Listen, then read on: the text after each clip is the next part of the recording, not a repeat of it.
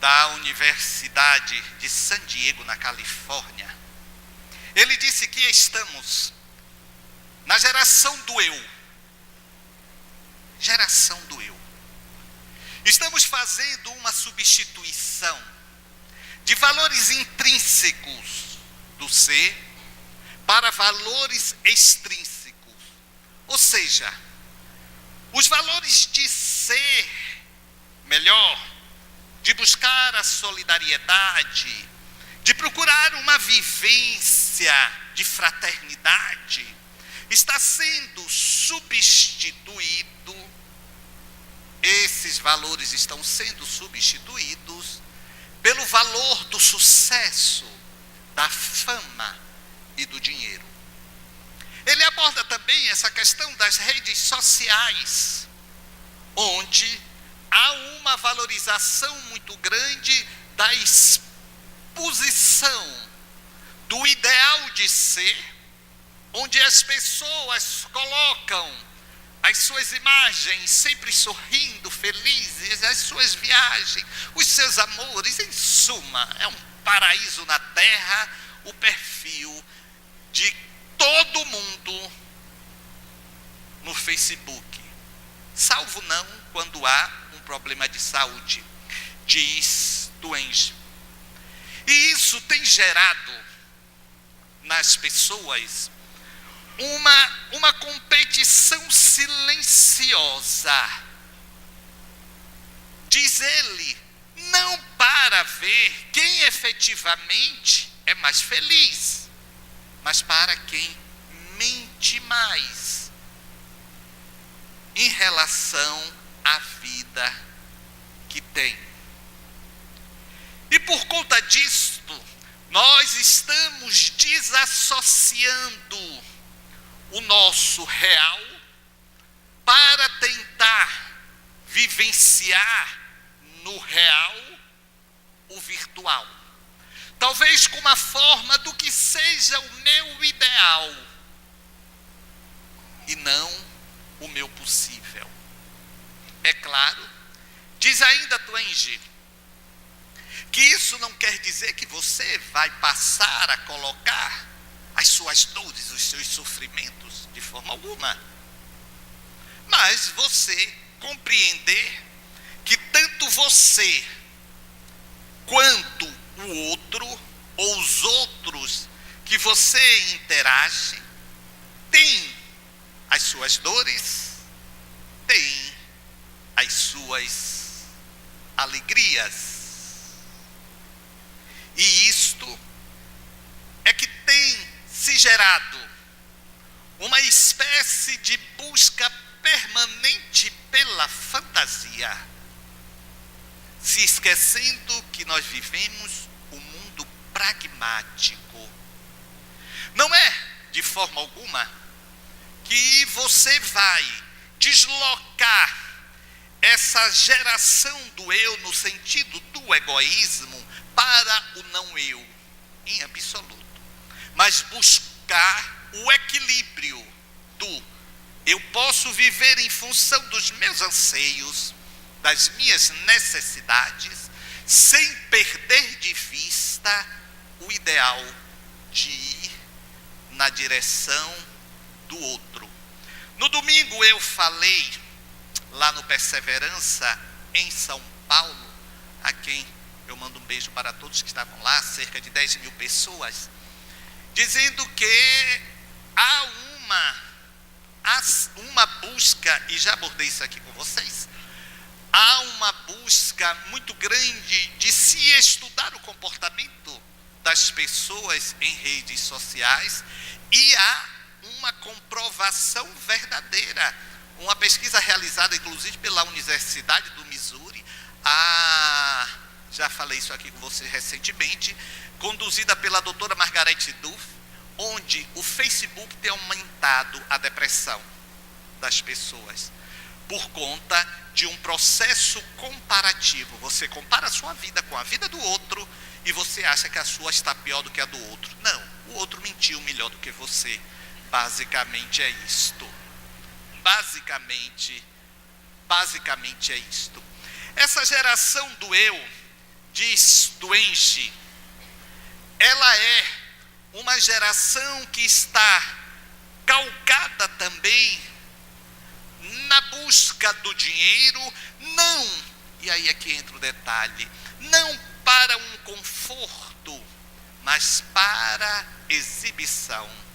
E a partir daí, há um processo todo correlacionado de exteriorização falsa.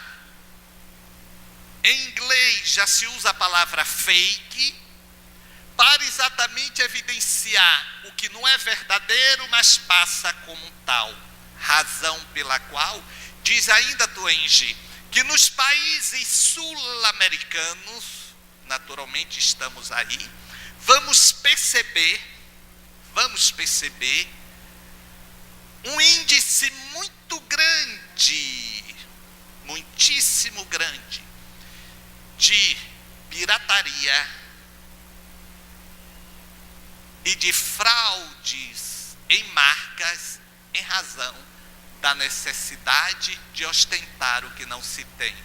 São as Louis Vuitton da vida, que toda mulher quer ter uma, não importa se dá 25 de março em São Paulo. E curioso, eu não sei se vocês estão se dando conta disto, né? Aí você compra a sua Louis Vuitton falsificada, sua vizinha tem, sua colega tem, e uma fica pensando, mas vê se ela tem condição de ter uma Louis Vuitton. Falsificadérrima dela. E ela pensa a mesma coisa da sua. Exatamente por conta desta necessidade de ostentação. É uma tentativa de trazer para o real, o virtual, ficcional. E isto tem gerado, diz ainda o responsável pelo processo de estudo de mais de 1.500 pessoas, um aumento cada vez maior da ansiedade e, consequentemente, da depressão nas pessoas. Por quê? Você desenvolve ansiedade de buscar para ter, e no momento que você não alcança esses marcos de ter, você cai em tristeza e em depressão, em razão de uma frustração de não conquista. A frustração vem, eu não consegui. E aí, a tristeza e, consequentemente, a depressão. Curiosamente, diz ainda essa pesquisa de Twenge, que isso está muito ligado ao que eles chamam, os psicólogos de um modo geral, a geração X e Y. Essa geração X e Y é a geração nascida a partir de 1982 para cá. Então esta geração é uma geração que está realmente muito focada nisto, nesses valores extrínsecos. Nós, que fomos chamados da geração Baby Boomers, é uma geração de 1948 a 1961, a marca da minha, ali, 1961, apesar de não parecer de jeito algum. Não é? Então, esta geração assim chamada de Baby Boomers é uma geração que tinha mais essa preocupação com o outro. E ainda diz mais o doutor Jean Tangen, dá a impressão que esta geração XY está mais preocupada com as questões do voluntariado. Não necessariamente. É porque esta geração, a nossa, é uma geração que tem, sobretudo no meio acadêmico, colocar de forma obrigatória a necessidade de serviço voluntário em alguns segmentos acadêmicos. Ou seja, os jovens não estão mais buscando o outro. Consequentemente, não estão se vinculando ao superior. E aí, cabe a nós nos questionarmos. Onde verdadeiramente falhamos nisto? Onde falhamos? Em despertar a solidariedade. Despertar a inclinação para a realização do bem. Talvez, nos nossos comentários, muitos deles chavões, do tipo: o mundo aí fora está o mundo cão. Se você não se jogar, você vai ficar para trás. Talvez estejamos dizendo: meu filho, olhe, primeiro pense aí em você se fazer, viu? Depois você pense nos outros. Talvez mais ainda, quando o nosso filho está ali, pequeno, 2, 3 anos, que ele não permite que um coleguinha brinque com o brinquedo dele, e a gente acha graça. E talvez até comente: mas olhe, como fulano é cuidadoso com o que é dele, não empresta. Porque talvez estejamos dizendo também: quem empresta, não presta. E esses valores estão sendo armazenados para depois, quem sabe, nós começarmos a reclamar sem nos darmos conta que a negligência foi nossa. Poxa, mas meu filho está tão desatencioso. Poxa, incapaz de fazer uma ligação. Chegou de viagem, eu disse a ele: meu filho, quando chegar, me ligue para dizer que chegou bem. Ele não liga. Está muito desatencioso. Você riu porque você faz isso. E sua mãe, ou quem está aí do seu lado, é você mesmo que está com a mão na boca. É você mesma. É você mesma. Não adianta ficar vermelha, não. Não adianta, não. Sabe? Não, tá vendo? Então, quem sabe se eu não estou sendo inspirado para vocês duas. Aqui eu tá ali.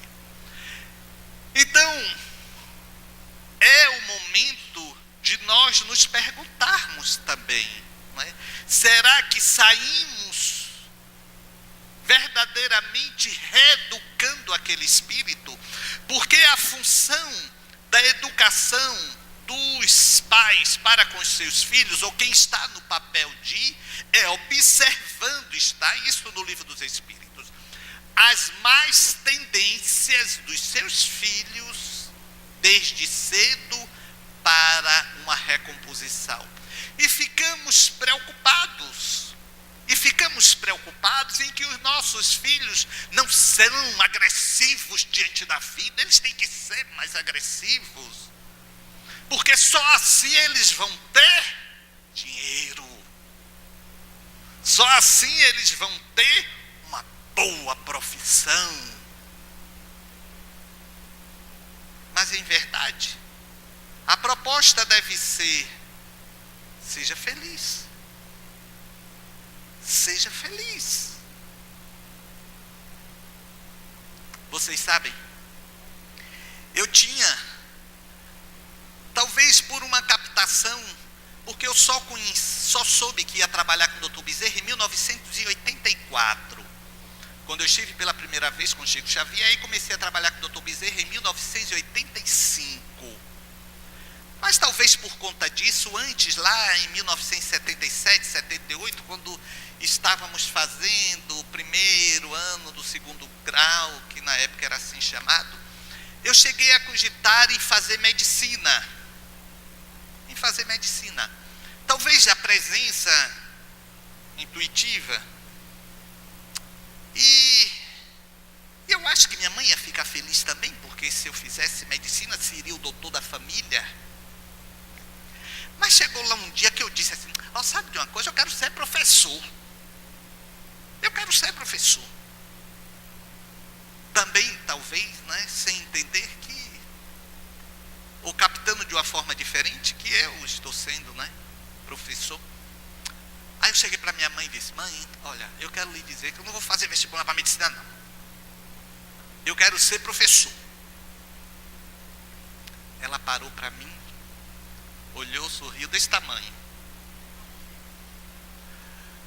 Sorriu e disse, meu filho, eu quero que você faça o que você vai ser feliz.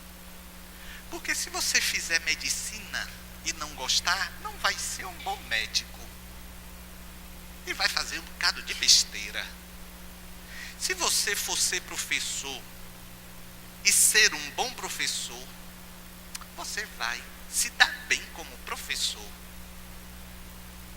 Seja professor. E ela contou que quando ela estava em Montes Claros, que minha mãe era mineira, em verdade pernambucana, mas foi criada em Minas. Em Montes Claros, ela foi para a formatura de um filho de um vizinho lá, alguma coisa assim. Aí diz que o rapaz recebeu o canudo representando o diploma, e o pai dele estava assim na primeira fila. Parece-me que era uma formatura em direito. Diz que o rapaz desceu, entregou o papel e disse, pronto, meu pai, é aquilo que você queria que eu fizesse. Eu agora vou fazer o que eu quero. E saiu. Isto ficou na cabeça dele. Isso ficou na cabeça dele. Então quer dizer, nós muitas vezes achamos e dizemos aos nossos filhos que eles têm que buscar a profissão que dê dinheiro. Mas será que vão ser felizes? Podemos abrir o leque para dizer as profissões que hoje estão com maiores chances, e vejam que você se adeque.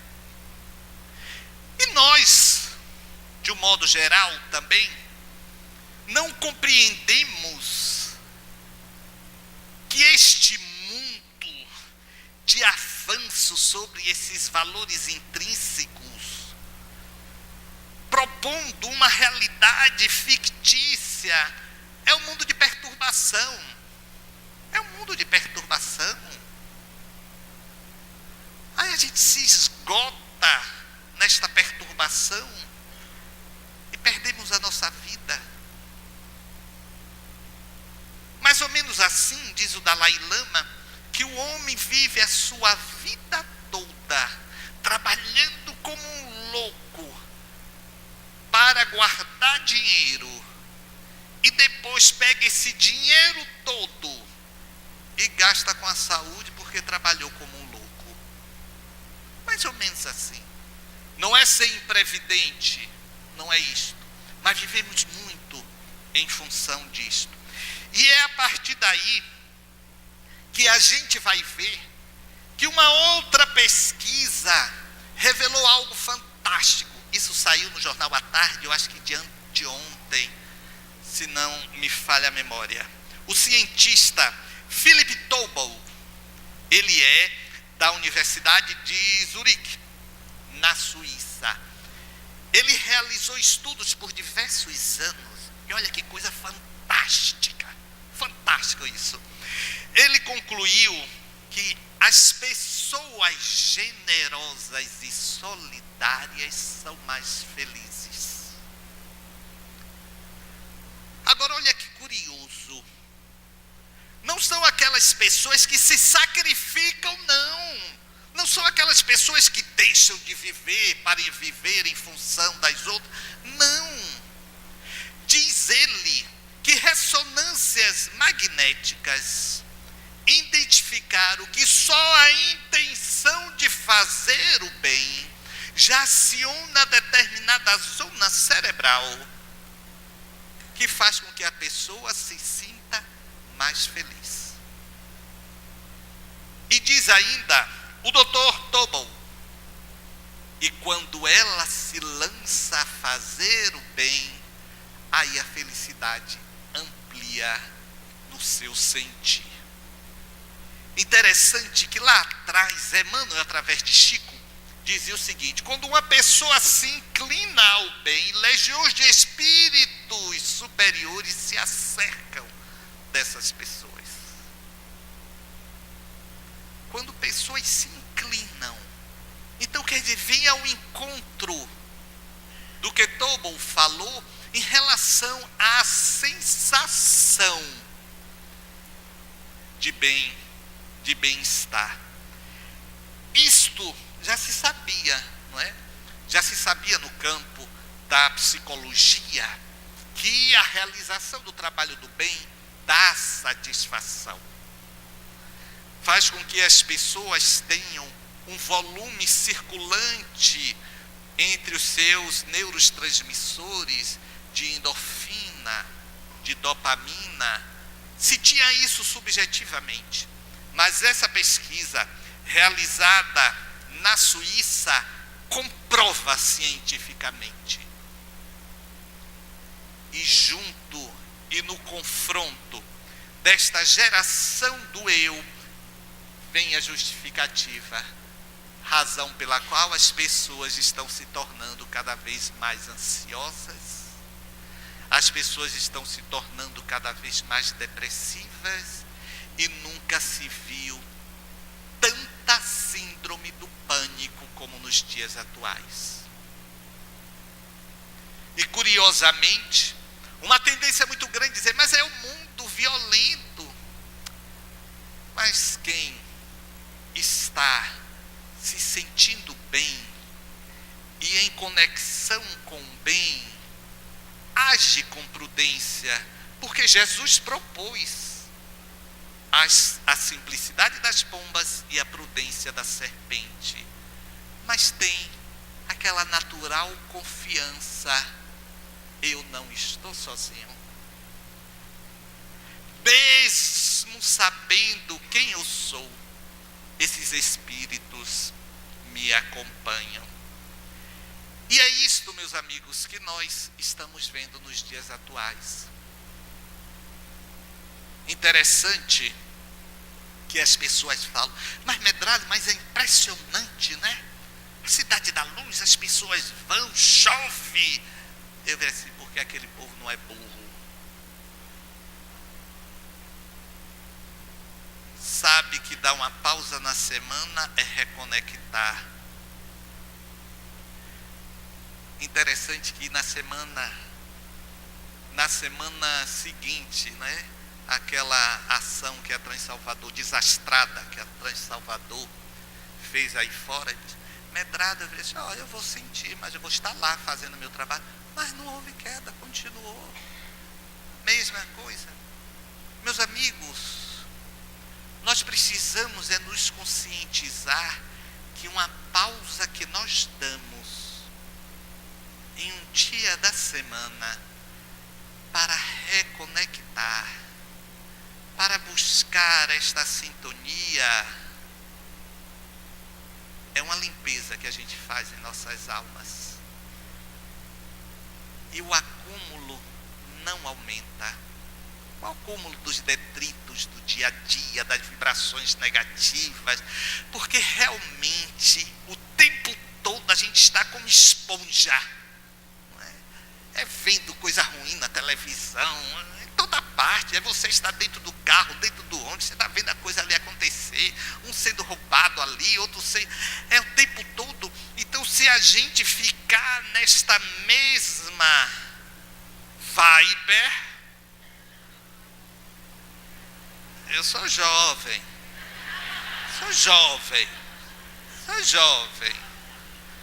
Se a gente ficar nessa mesma vibe... Ô Henrique, você pode não ter entendido, deixa-me lhe dizer o que é vibe. Sabe? Vibe assim, nessa mesma sintonia, nessa mesma vibração. Entendeu? Se ligue. Então, se ficarmos nesta mesma vibe, vamos estar atraindo o quê? A mesma coisa do que tememos. Gente, os iguais se atraem. iguais se atraem. Então é uma questão lógica, óbvia. Então precisamos aprender a quebrar isto, a não nos descuidarmos, meus amigos, das nossas orações à noite e de manhã ao levantar. Não precisa ser o rosário todo, não, o terço todo, não, não. 1 minuto. Gandhi já dizia que a oração é a tramela da noite e a chave da manhã. 1 minuto. 1 minuto. Ao levantar também, ainda deitado, no banho. Se é que nesse frio de manhã vocês estão tomando banho. Não. Sei. Não, eu estou, mas não sei. Sei vocês. Sabe? Não sei. Vocês sabem. Uma vez a gente recebeu aqui uma amiga de fora, de outro estado. Faz muitos anos. Ela veio fazer um trabalho aqui e ela tinha o cabelo assim, todo armado, cheio de laqueio, aquela coisa assim, sabe? E ela ficou aqui 1 semana e o cabelo da mesma forma. Aí eu cheguei para quem estava hospedando ela e disse: vem cá.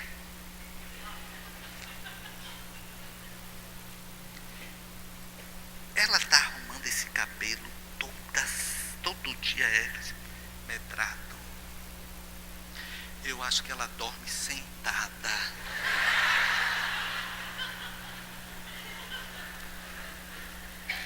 Porque toda manhã o travesseiro está encostado na cabeceira. Aí eu virei e disse: mas banho ela tem tomado, não é? Tem. Banho ela toma. Mas o cabelo, eu disse, então, não lavou nenhum dia. Olha, você vê, espírito é um bicho miserável, né? Agora você veja que aqui eu tinha a ver, e o pior, a mulher que estava hospedando, mas era. Eu só me lembro de minha mãe. Minha mãe, quando queria arrumar o cabelo, na época dela, eu já disse a vocês, ela pegava, botava o cabelo para frente, botava bombril, aí pegava, molhava com cerveja, botava para trás. Ninguém nunca usou não aqui cerveja, porque também, coitado, era pobre, não tinha laque. A cerveja deixa o cabelo duro. A cerveja deixa o cabelo duro.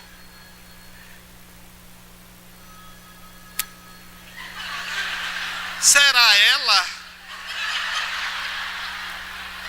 Será ela?